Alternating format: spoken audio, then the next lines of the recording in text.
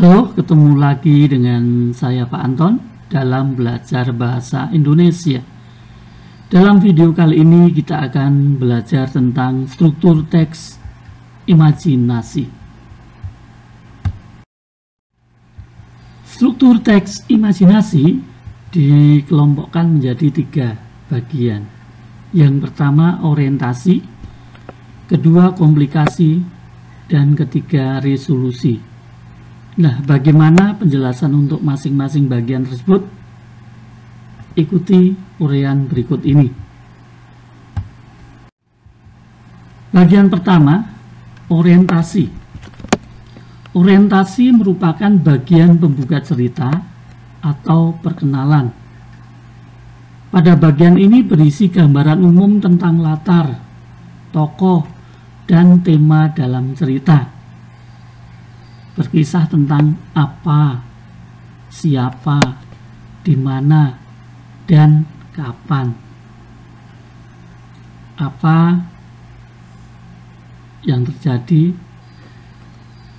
siapa yang terlibat dalam kejadian itu, di mana kejadian dalam cerita itu terjadi, dan kapan kejadian dalam cerita itu terjadi.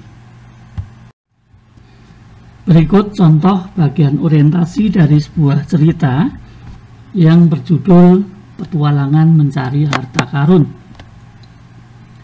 Ada 3 orang sahabat yang bernama Berry, Dendi, dan Taufik, atau biasa disingkat Bidatau.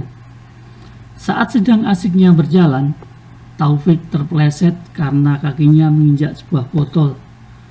Namun secara mengejutkan, muncullah seseorang dari botol tersebut yang membuat mereka bertiga kaget. Nah, dalam bagian ini kita lihat di situ diperkenalkan 3 tokoh yang bernama Berry, Dendi, dan Taufik. Juga sedikit digambarkan latar waktunya adalah di jalan, kemudian sedikit memperkenalkan alur awalnya, yaitu ketika mereka sedang berjalan tiba-tiba Taufik terpeleset, kemudian muncul seseorang dari dalam sebuah botol.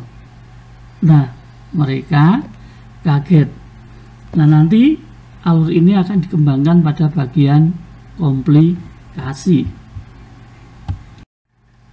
Bagian yang kedua adalah komplikasi. Merupakan bagian yang berupa pemunculan masalah yang dihadapi oleh tokoh. Pada bagian ini masalah mulai muncul hingga mencapai puncak atau konflik. Nah, konflik ini ada 3, yaitu konflik tokoh dengan dirinya sendiri, konflik tokoh dengan tokoh lain, dan konflik tokoh dengan alam di sekitarnya. Berikut ini contoh bagian komplikasi dari sebuah cerita yang berjudul Petualangan Mencari Harta Karun. Belum lama mereka berjalan, tiba-tiba ada seekor harimau yang sedang kelaparan muncul di hadapan mereka. Ketiganya pun ketakutan dan memutuskan untuk lari menghindari harimau tersebut. Namun apa yang terjadi? Harimau itu berhasil menangkap Berry yang terjatuh.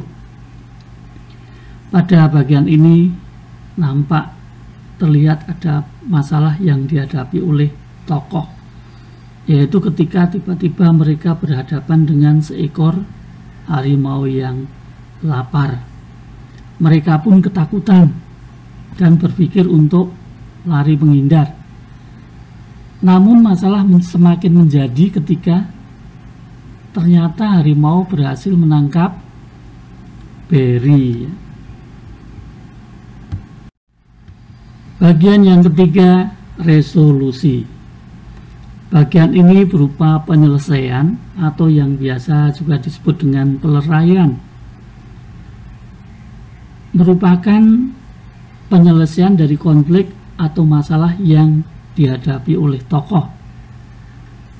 Resolusi akan menentukan akhir atau ending cerita. Apakah cerita akan berakhir dengan bahagia, atau apakah cerita akan berakhir dengan tragis.